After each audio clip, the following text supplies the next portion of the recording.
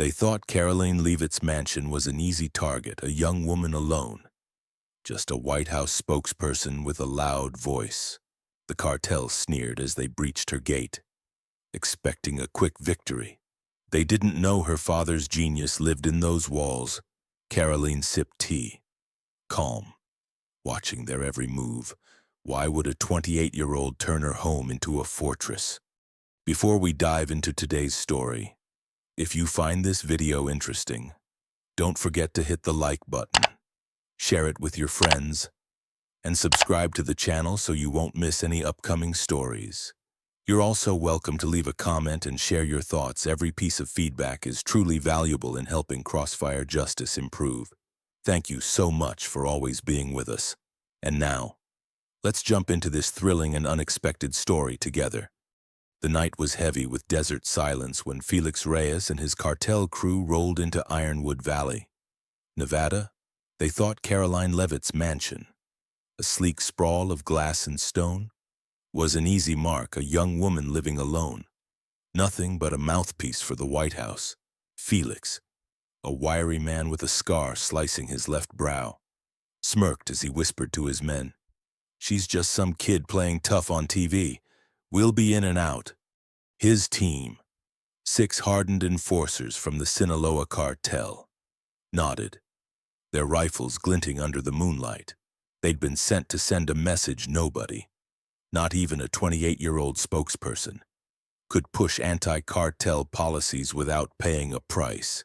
The mansion's gate loomed ahead, tall but unguarded, or so they thought.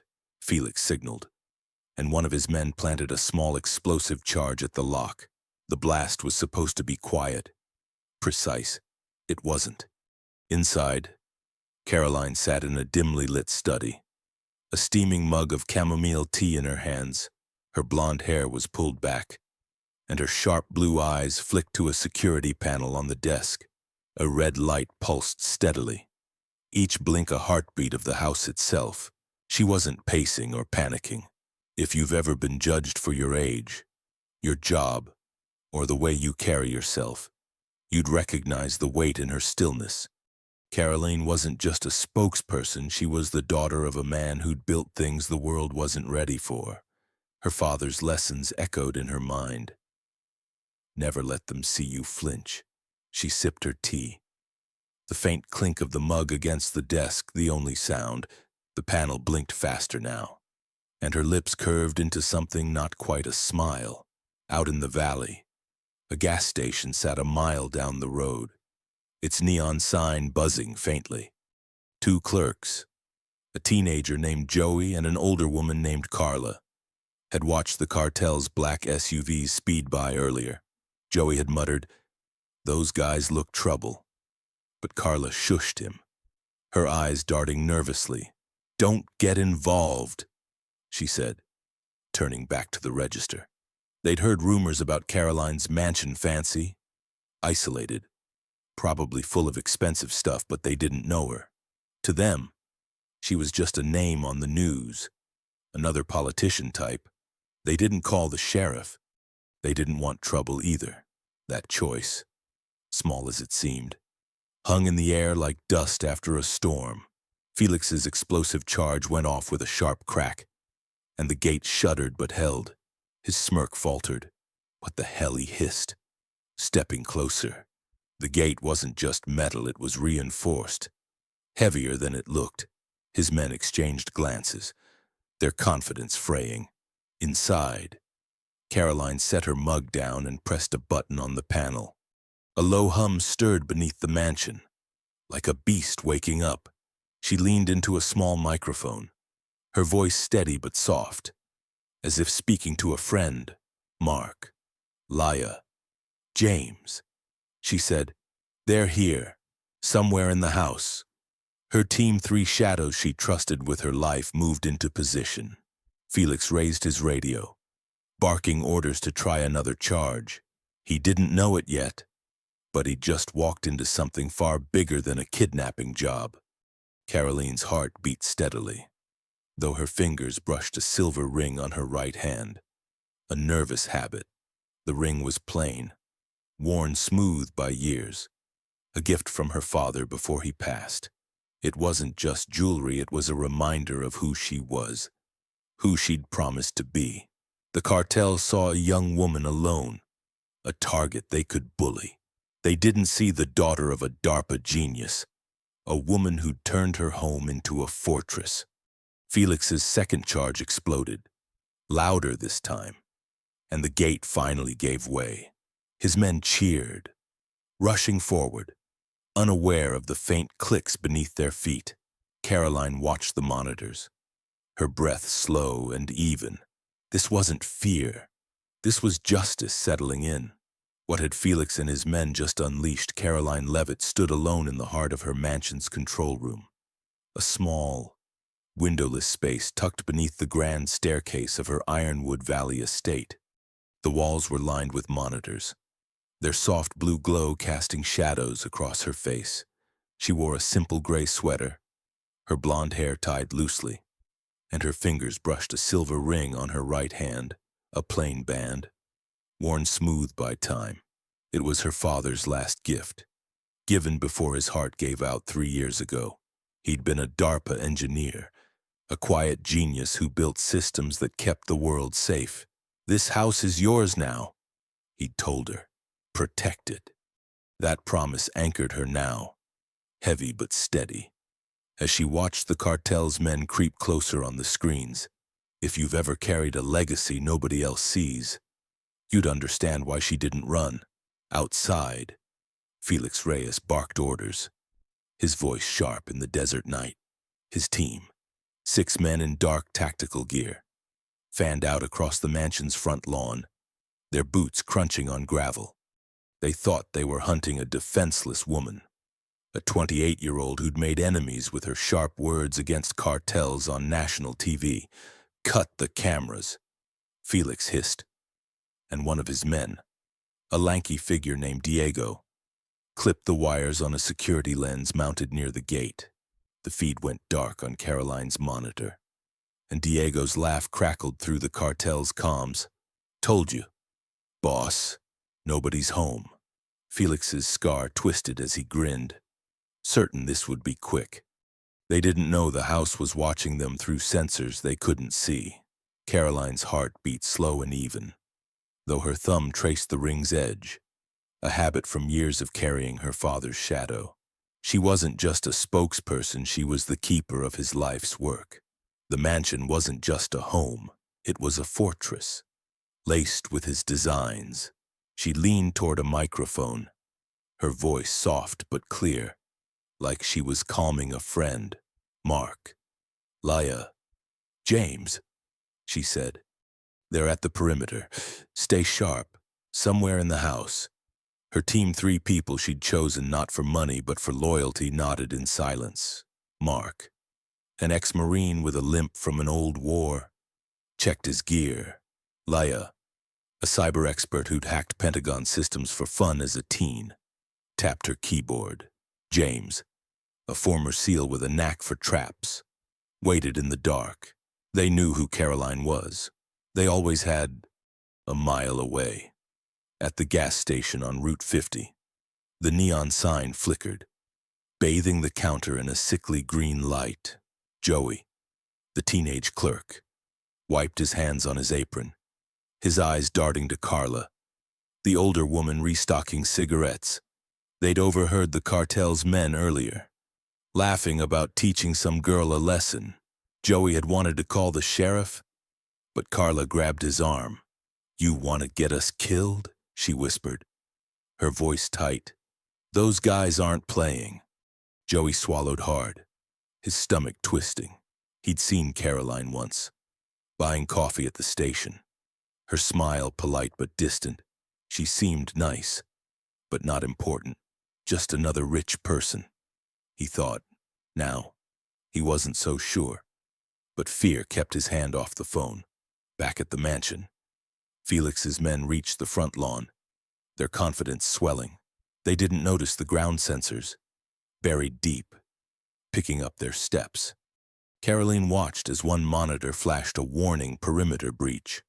Sector 3. Her fingers hovered over a control panel. But she didn't act yet. She remembered her father's voice. Timing is everything. The cartel's arrogance stung not because they were here, but because they thought she was nothing. A loudmouth. Felix had called her. A kid. She'd heard it before. In press rooms and boardrooms. From men who saw her youth and dismissed her. Each time, she'd stayed quiet, letting their mistakes build. Tonight was no different. Felix signaled Diego to plant another charge, this time on the mansion's front door. The blast was louder, echoing across the valley, but the door held, its surface barely scratched. Felix's grin faded, his eyes narrowing. "What is this place?" he muttered. Stepping closer, his men hesitated, their rifles lowering slightly. Inside, Karoline pressed a button, and steel shutters slid over every window with a heavy thud. The mansion sealed itself, its hum growing louder, like a pulse. Felix's radio crackled, but no one answered. Something was wrong, and he felt it in his gut. Karoline leaned back in her chair, her ring catching the monitor's light. She wasn't hiding, she was waiting. What would happen when the cartel took their next step? The courtyard of Karoline Leavitt's Ironwood Valley mansion was a wide, open stretch of manicured grass and stone paths, now bathed in harsh white light. Felix Reyes and his cartel team had just breached the outer gate, their boots heavy on the gravel. When the floodlights snapped on with a sharp hum, the glare was blinding, turning night into day, and Felix shielded his eyes, cursing under his breath. "Shoot those damn lights," he barked, his scar twisting with fury. His men, caught off guard, fumbled with their rifles, firing wildly at the fixtures mounted on the mansion's walls. Glass shattered, but the lights held, their beams relentless. Inside, Karoline sat in her control room, her breath shallow but steady, her eyes locked on the monitors. The unfairness of it all stung, not just the invasion, but the assumption she was weak, a nobody hiding behind a title.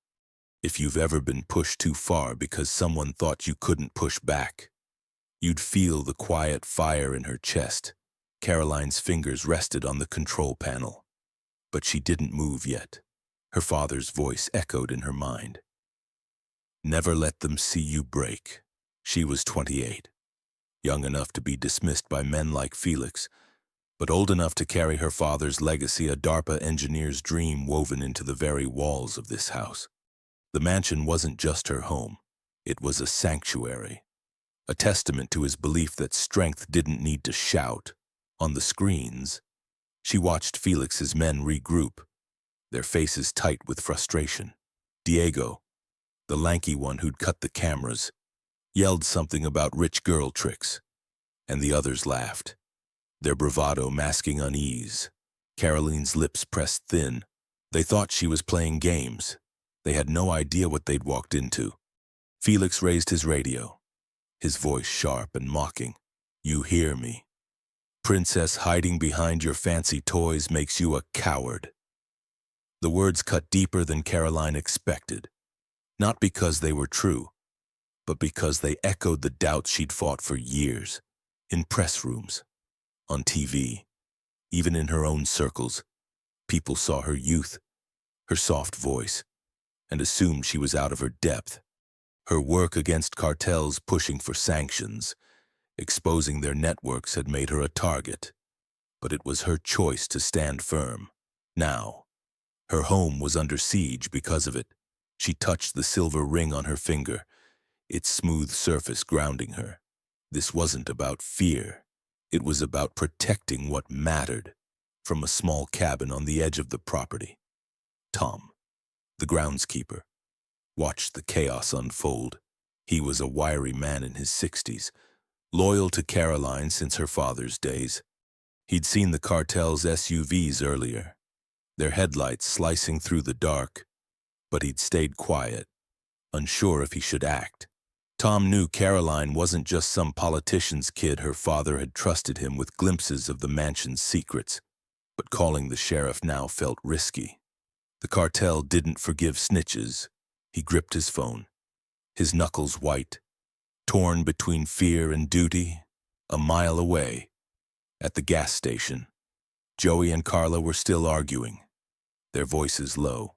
"We should have done something," Joey muttered. But Carla shook her head. "It's not our fight." Their silence weighed heavy, a choice they'd carry. Karoline's monitors flashed a new alert: intruder proximity. Courtyard sector. She pressed a button, and hidden turrets emerged from the lawn, silent and sleek. With a hiss, they sprayed a cloud of non-lethal gas, thick and acrid, into the air. Half of Felix's team staggered, coughing and clawing at their eyes, their rifles clattering to the ground. Diego collapsed to his knees, gasping, while the others scattered, shouting in confusion. Felix, caught at the edge of the cloud, stumbled but stayed upright, his face red with rage. "This is nothing," he screamed, rallying his men. "She's stalling. Get to the door."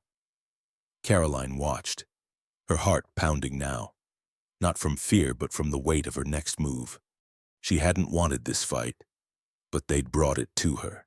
The gas cleared, and Felix's team, shaken but defiant, regrouped near the mansion's front door. Felix pounded his fist against the steel, his voice dripping with contempt.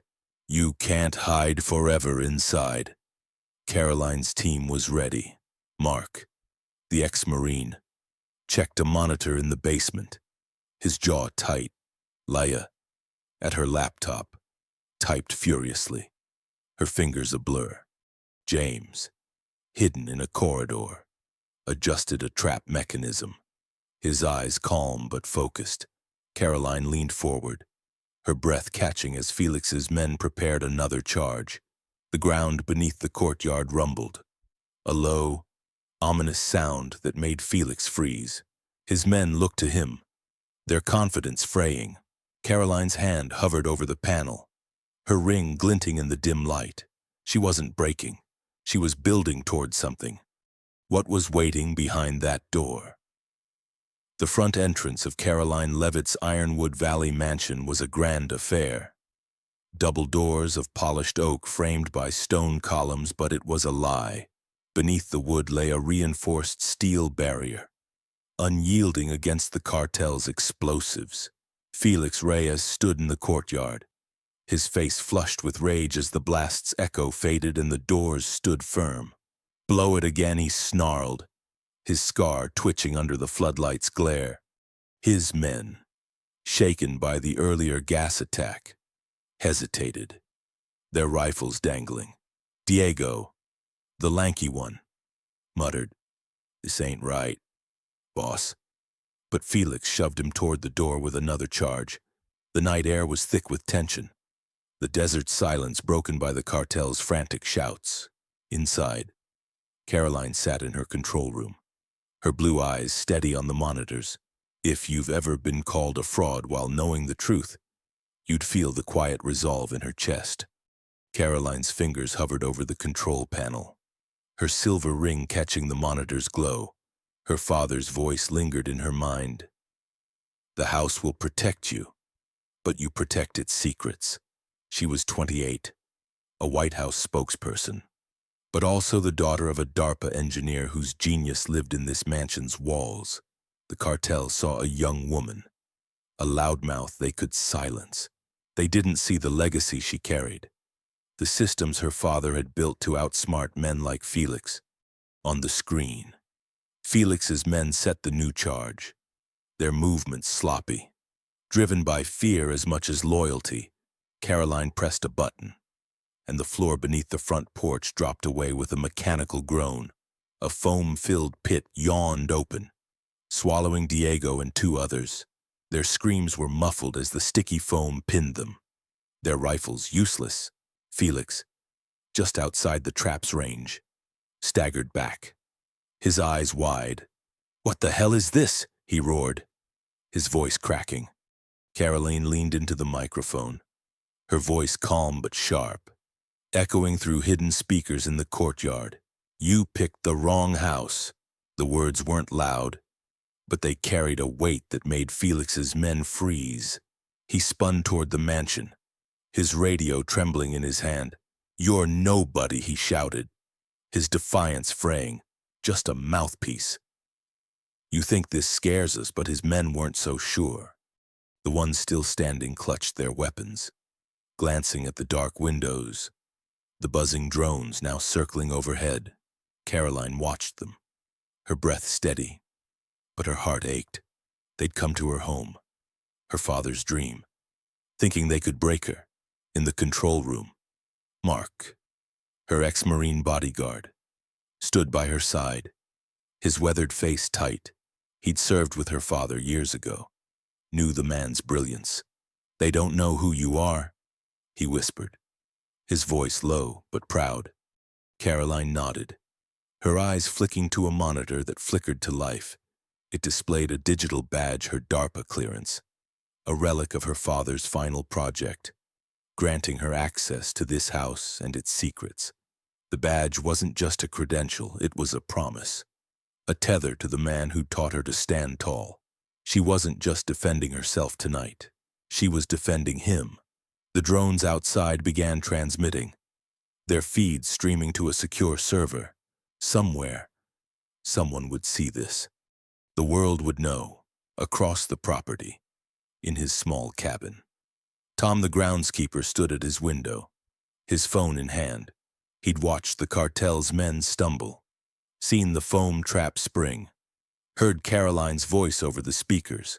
His loyalty to her family ran deep. He'd tended this land since her father's days, but fear had kept him silent.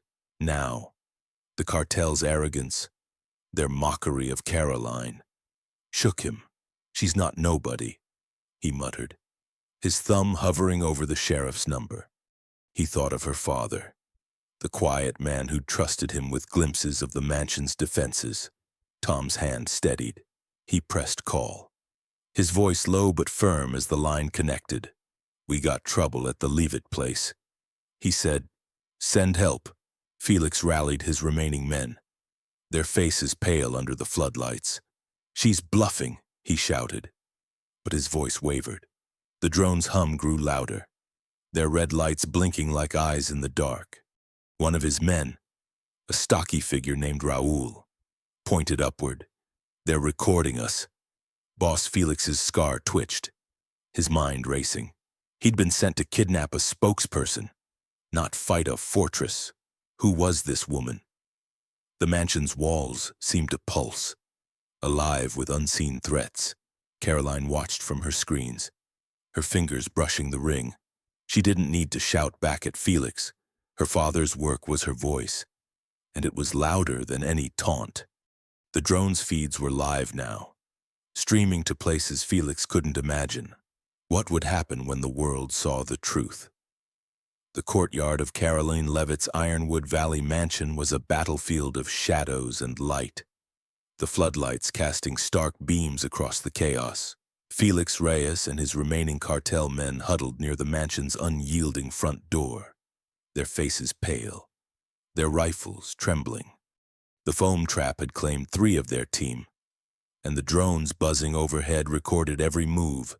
Felix's scar twitched as he gripped his radio, his voice hoarse from shouting, "Regroup!" Now he barked, but his men were rattled, their confidence shredded by a house that fought back. Inside, Karoline stood in her control room, her blue eyes steady, her breath even. She faced a reinforced window, watching Felix through the glass. If you've ever stood your ground when the world expected you to fold, you'd know the quiet strength in her posture. She wasn't just defending her home, she was honoring a promise. Karoline's team moved like a well-oiled machine, each member a piece of her father's legacy. Laya, the cyber expert with a knack for breaking systems, sat at a console in the basement, her fingers flying across a keyboard. Her dark hair was pulled back, her jaw set as she hacked into the cartel's comms. Static crackled in Felix's earpiece, replaced by looped recordings of his own orders, sowing confusion. "What's happening?" one of his men, Raoul, shouted. ripping out his earpiece. Laya's lips curved slightly, but she didn't pause. Upstairs, James, the former SEAL, slipped through a hidden passage, his movements silent, with precision. He disabled 2 attackers near the east wing, using non-lethal tasers to drop them without a sound. A third man turned, raising his rifle, but James was gone, a shadow in the dark. Outside, Tom, the groundskeeper, stood in his cabin, his phone pressed to his ear. His hands shook, but his voice was firm as he spoke to the sheriff's dispatcher. "It's the Leavitt place," he said. "Armed men, maybe 10. Hurry." He'd hesitated too long, haunted by the cartel's reputation. But Karoline's voice over the speaker's calm, unyielding, had shaken him awake. He thought of her father, the man who'd treated him like family, trusting him with the mansion's secrets. Tom hung up, his heart pounding, and grabbed a flashlight. He wasn't sure what he could do, but he wouldn't stay silent anymore. A mile away, at the gas station, Joey, the teenage clerk, stared at his phone, where a drone feed had just popped up on social media. Ironwood's ghost. The caption read, "He showed Carla," who frowned but said nothing. Karoline stepped closer to the reinforced window, her reflection faint against the glass. Felix, just yards away, met her gaze, his eyes wild with fury. "You thought I'd run," she said, her voice amplified through the courtyard speakers, steady and clear. Her father's silver ring glinted as she raised her hand, not in defiance but in certainty. Felix laughed, a nervous, brittle sound, and waved a detonator in his hand. "You're bluffing, princess," he sneered. "One button, and this place is dust." His men nodded, clinging to his bravado, but their eyes darted to the drones, their red lights blinking like warnings. Karoline didn't flinch. She'd heard men like Felix before, senators, reporters, cartel bosses underestimating her, thinking her youth meant weakness. Each time, she'd let their arrogance be their downfall. Mark, the ex-Marine, stood beside her, his limp barely noticeable in the dim light. He held a tablet, its screen glowing with a live feed from Mexico. Felix's boss, a Sinaloa kingpin named Vargas, stared back, his face pale. His office lit by a single lamp. Mark had tapped into Vargas's private security system, a favor from an old military contact. "He's watching," Mark said, his voice low. Karoline nodded, her heart heavy but resolute. The drones weren't just recording for social media, they were streaming to Vargas, showing him his men's failure. Posts were spreading online, tagging her as Ironwood's ghost, a name born from the valley's whispers about her private life. The tide was turning, but Felix's detonator gleamed in his hand, a final threat. Felix's laughter died as he noticed his men's silence. Raul, the stocky one, stepped back, his rifle lowering. "Boss, those drones," he muttered, pointing skyward. The feeds were live, shared across platforms, with comments flooding in. "Who's this woman Cartel's done for?" Felix's hand shook, the detonator suddenly heavy. He'd been sent to break Karoline, to send a message to the White House. Now, the world was watching, and his boss was silent. Karoline's eyes met his through the glass, not with anger but with a quiet certainty that cut deeper than any shout. She didn't need to raise her voice. The house, her father's work, was speaking for her. But the detonator's red light blinked, and Felix's finger hovered over the button. Could she stop him before he pressed it? The courtyard of Karoline Leavitt's Ironwood Valley mansion was a scene of fractured chaos, lit by the harsh glare of floodlights and the red blinks of circling drones. Felix Reyes stood alone, his 3 remaining men cowering behind him, their rifles half raised, their eyes darting to the sky. The foam trap had taken half his team, and the drone's relentless recording had stripped his confidence. His hand shook as he held the detonator, its red light blinking like a dying star. "You're done!" he screamed at the mansion's reinforced window, where Karoline's silhouette stood unmoving, his scar twisted with desperation, his voice raw from shouting. Inside, Karoline watched him, her breath steady, her silver ring glinting as she clenched her fist. If you've ever faced a moment where silence could save you but truth demanded more, you'd know the weight in her heart. She wasn't just fighting Felix, she was choosing her father's legacy over safety. Felix jabbed the detonator's button, his face contorted with triumph. Nothing happened. The mansion stood silent, its walls unscarred. In the basement, Laya, the cyber expert, leaned back in her chair, a faint smile on her lips. Her laptop screen glowed with lines of code she'd jammed the detonator's signal minutes ago. A quiet victory born from hours of preparation. Felix's men gasped, one dropping his rifle. The clatter loud in the night. Karoline stepped closer to the window, her voice amplified through the courtyard speakers, calm but unyielding. "You don't scare me, Felix," she said. "You never did." The words weren't a taunt. They were a truth she'd carried through years of being underestimated. From press rooms to this moment, Felix's eyes widened, his bravado crumbling. He'd come to break her, but she was breaking him. From the edge of the property, the wail of sirens cut through the desert air. Tom, the groundskeeper, had made the call, his voice trembling but resolute as he'd spoken to the sheriff. Now, deputies were closing in, their lights flashing red and blue against the valley's dark hills.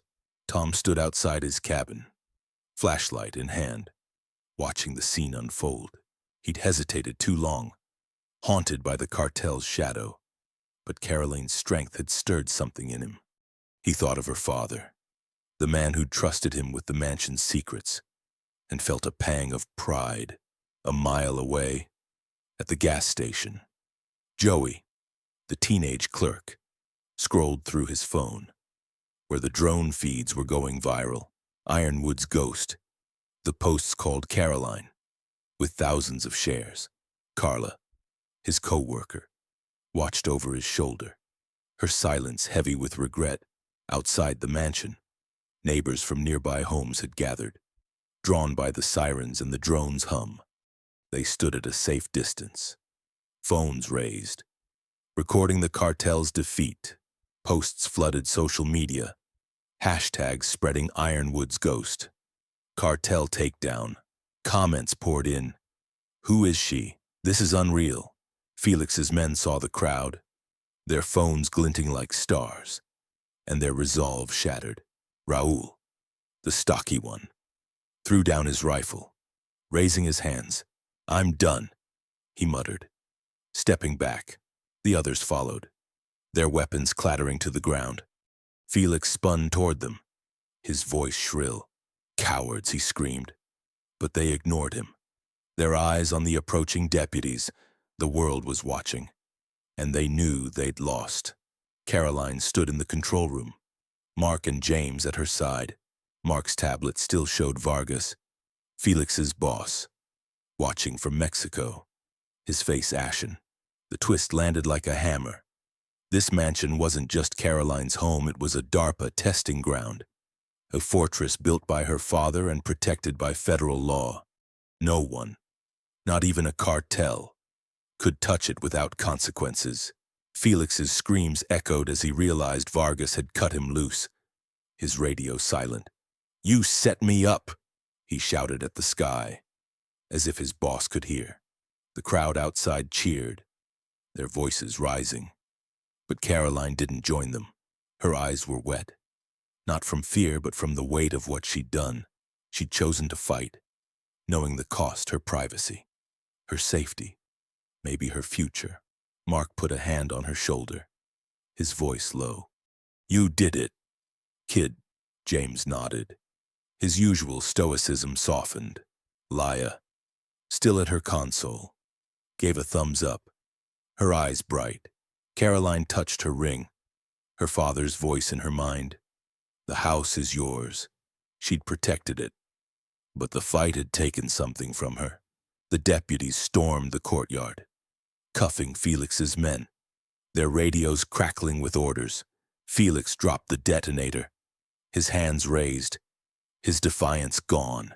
Karoline whispered to herself, "This ends now." The words were for her father, for the promise she'd kept. But as the crowd's cheers grew louder, she felt a quiet ache. The truth was out, but what would it cost her to carry it forward? The courtyard of Karoline Leavitt's Ironwood Valley mansion lay quiet now. The floodlights dimmed to a soft glow, their harsh beams no longer needed. The air was cool, carrying the faint scent of desert sage, and the drones had gone silent. Their work done, sheriff's deputies moved methodically across the lawn, securing Felix Reyes and his men, their hands cuffed behind their backs. Felix's scar stood out starkly against his pale face, his earlier defiance reduced to a slumped posture as a deputy led him to a patrol car. His men followed, heads bowed, their rifles collected in a pile near the foam-filled pit that had trapped their comrades. Karoline stepped outside, her gray sweater loose around her shoulders, her blonde hair catching the moonlight. If you've ever carried a weight so heavy it changed you, you'd see it in her eyes, relief, but not joy. She'd won. But the cost was still settling in. Mark, Laya, and James stood behind her, their faces worn but steady. Mark's limp was more pronounced now, his hand resting on Karoline's shoulder. Laya's laptop was tucked under her arm, its screen dark, her cyber tricks no longer needed. James, the former SEAL, scanned the scene, his eyes catching every detail. But his usual tension had eased. They were more than a team, they were her family, bound by loyalty to her and her father's memory. The crowd of neighbors, still gathered beyond the gate, lowered their phones, their chatter fading. The viral post's Ironwood's ghost. Cartel takedown had brought them here, but Karoline's presence, quiet and unassuming, held them now. They saw a young woman, not a myth, and the weight of her stand sank in.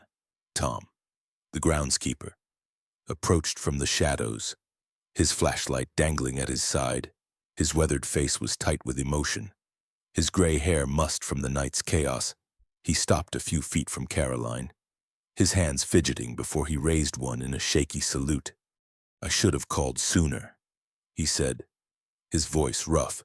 "I let you down." Karoline's eyes softened, wet with unshed tears. She shook her head, stepping closer. "You called when it mattered," she said, her voice low, like a friend forgiving a mistake. Tom nodded, his shoulders sagging with relief. He'd known her father, worked this land for decades, and his hesitation had haunted him. Her words lifted that burden, if only a little. A black SUV pulled up beyond the gate, its government plates gleaming under the streetlights. A DARPA official, a woman in her 50s with sharp eyes and a crisp suit, stepped out, her badge catching the light. She approached Karoline, her expression formal but warm. "Ms. Leavitt," she said, "this site is secure. Your father's work is safe." The crowd murmured, piecing together whispers they'd heard for years. Karoline's mansion wasn't just a home, but a DARPA testing ground, untouchable by law. The official handed Karoline a sealed envelope, her father's DARPA seal embossed on it. "He'd be proud," she added, her voice softening. Karoline took the envelope, her fingers brushing the seal, and whispered, "You were right, Dad." The ring on her finger glinted, a tether to the man who'd built this fortress. The crowd fell silent, their phones down, moved by the quiet strength in Karoline's stance. And that was when the truth didn't need to shout anymore. She hadn't fought for glory or revenge, she'd fought to protect her father's legacy. A promise made years ago in a hospital room. The deputies finished their work, leading Felix to the patrol car. He glanced back at Karoline, his eyes hollow, his bravado gone. "You think this changes anything?" he muttered, but his voice lacked conviction. Karoline didn't answer. She didn't need to. The world had seen the truth, and Felix's boss, Vargas, had abandoned him, his silence louder than any order.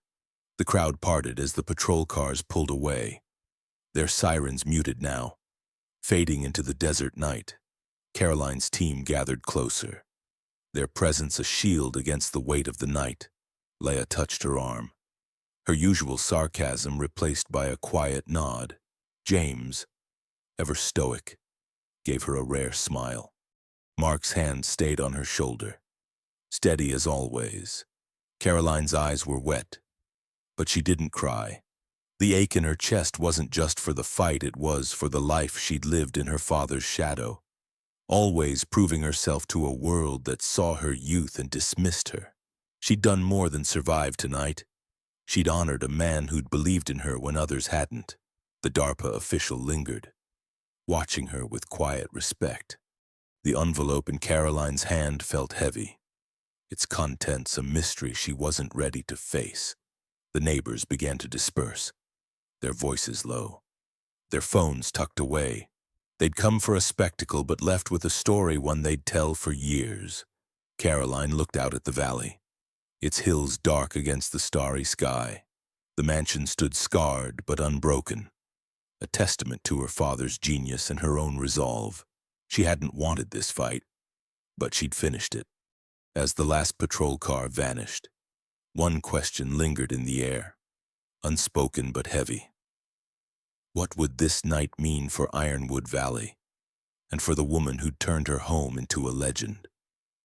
The morning sun cast a golden haze over Ironwood Valley, softening the scars on Karoline Leavitt's mansion. The courtyard, once a battlefield of floodlights and chaos, was quiet now. Its gravel paths raked smooth, the foam pit filled and covered. Karoline stood on the porch, her gray sweater swapped for a simple green jacket, her blonde hair loose in the breeze. She held a small shovel, its blade glinting as she dug into the soil near the front gate. A young oak sapling waited beside her, its roots wrapped in burlap. She wasn't celebrating her victory over the cartel, she was planting a tree for her father, a quiet act to mark what she'd protected. If you've ever done the right thing and felt both lighter and heavier for it, you'd understand the calm in her eyes, tinged with a sadness that lingered. The mansion stood behind her, its stone walls marked by faint scratches from the cartel's failed explosives. But it was unbroken, a testament to her father's genius. The sheriff's report had dubbed it Forbidden Ground, a name that spread like wildfire on social media. Posts with Ironwood's ghost still circulated, now joined by Forbidden Ground, with thousands sharing grainy drone footage of Felix Reyes's defeat. News outlets called Karoline a hero, a young woman who'd outsmarted a cartel. She declined every interview, her silence louder than any statement. The valley's residents, once distant neighbors, now spoke her name with quiet respect. They'd seen her stand, not with anger but with a strength that reshaped their small world. Tom, the groundskeeper, approached, his boots crunching on the gravel. His weathered face was softer now, the guilt of his hesitation replaced by a tentative pride. He carried a watering can, setting it down beside the sapling. "Mind if I help?" he asked, his voice low.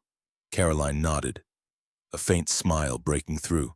"He'd have liked that," she said, meaning her father. Tom knelt beside her, pouring water into the soil, his hands steady. They'd barely spoken before that night, but now they were bound by something deeper, a shared loyalty to a man who'd trusted them both. Tom glanced at the mansion, its steel shutters hidden again. "This place," he said, "it's more than a house." Karoline's ring glinted as she patted the soil. "It always was," she replied, a mile away, at the gas station on Route 50. Joey and Carla worked their usual shift, but the air between them had changed. Joey's phone buzzed with notifications, new posts about Karoline, and he showed Carla a headline, "Ironwood Valley's Hero." She looked away, her hands busy with the register. "We should have called," she muttered, the regret heavy in her voice. Joey nodded, his young face serious. "Yeah, but she didn't need us." Their silence that night had been a choice, one they'd carry. But Karoline's stand had stirred something in them. The valley was different now. Neighbors checked on each other, and the town council had passed new safety measures. Inspired by the mansion's defenses, Karoline's fight had rippled outward, touching lives she'd never know inside the mansion. Mark, Laya, and James were packing up equipment, their roles as protectors shifting back to quieter days. Mark, his limp more noticeable in the calm, sorted through security logs. His gruff voice softened as he spoke to Karoline. "You did good, kid," he said, echoing words her father once used. Laya, her laptop closed, hugged Karoline tightly, her usual sarcasm absent. James, ever reserved, left a small knife-sharpening stone on her desk, a seal's quiet gift. They'd been her shield, but she'd been their reason. Karoline touched the DARPA envelope from the official, still unopened, its weight a reminder of secrets she wasn't ready to face. Her father's work was safe, but its future was hers to carry. The valley's hills stretched dark against the horizon, their silence a contrast to the night of sirens and shouts. Karoline finished planting the tree, stepping back to wipe soil from her hands. The sapling stood small but firm, a promise of growth. She didn't need to speak to the cameras or the crowds. Her silence spoke for her. Just as her father's had, the cartel had retreated, their fear of her tech spreading through their ranks. Vargas, Felix's boss, had gone quiet, his network shaken by the public exposure. The world knew forbidden ground now. Forbidden ground, and no one would test it again. Karoline walked back inside, her ring glinting, leaving behind a valley forever changed. Truth doesn't whisper, it's loud when someone dares to say it. Justice wasn't her victory alone. It was a lesson that courage, not anger, reshapes the world. Karoline stood alone on her porch, the new sapling's leaves trembling in the breeze. Her ring caught the fading light, a silent tether to a promise kept. The valley was quiet, but its heart had shifted. Truth doesn't whisper, it's loud when someone dares to say it. Sometimes, the smallest stand, made without a shout, can change a place forever.